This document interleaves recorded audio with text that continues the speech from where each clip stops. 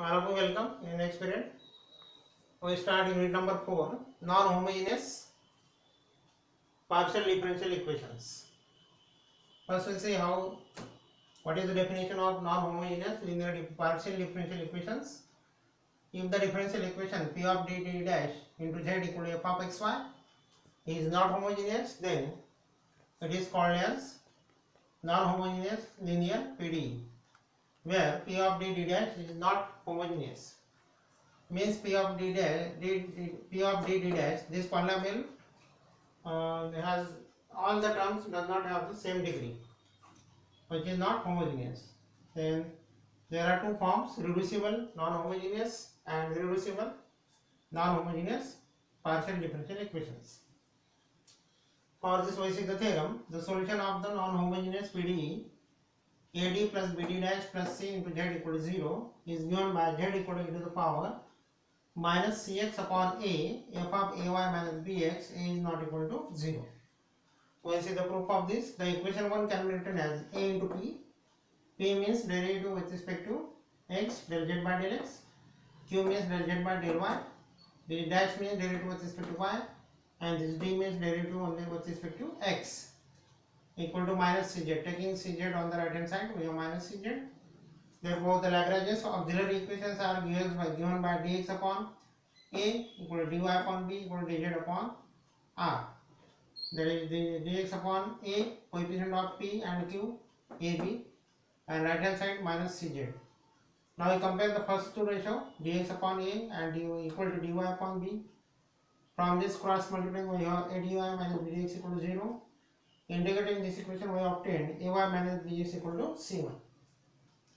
Also, we consider the two ratios, the last ratio and first ratio. Considering the first and last ratio, equating and adjusting like this, dz by z equal to c by a dx, variable separable form. Integrating, we have the solution of the second solution, z into e to the power c by a into x equal to c2.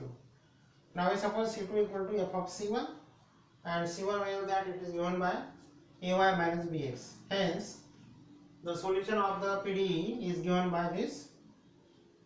Taking this e to the power 6 by a on the right hand side, we obtain this solution, z equal to e to the power minus 6 by a, f of ay minus bx, where a is not equal to 0.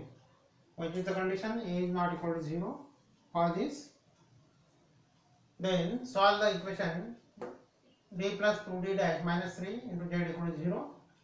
Comparing with the standard form, a equal to 1, b equal to 2, and c equal to minus 3. Therefore, solution is given by this theorem, e to the power minus 6 by a.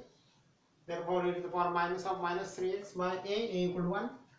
F of ay minus bx, a equal to 1. Therefore, a into 1 minus bx, b equal to 2. Therefore, minus 2x.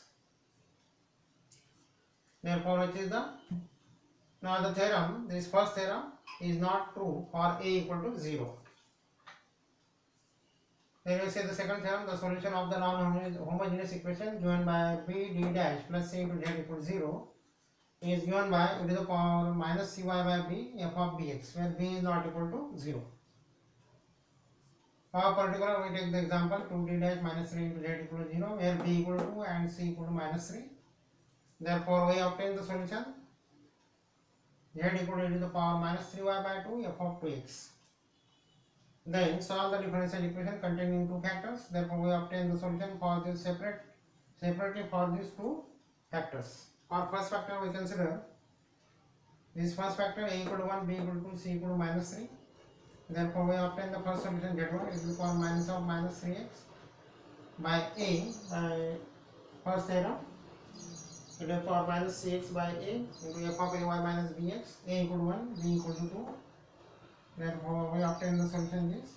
For second factor, we obtain the solution z2 equal to the power minus 5 by 2, f2 of y minus y plus 1x, because b equal to minus 1, ay minus bx minus 1 plus, and hence the solution of the differential equation is given by adding the solutions of these two factors 2 and 3, 2 plus 3. Next, solve the differential equation given by this. Now we factorize this a square minus b square. We know the factors, a minus b into a plus b. Therefore, d minus d dash into d plus d dash. This second as it is d minus d dash. Again we take common here d minus d dash from these two terms. Hence we obtain these two factors. Corresponding to these two factors, we get the solution z1 and z2. Hence the solution of the equation 1 is the addition of z1 and z2.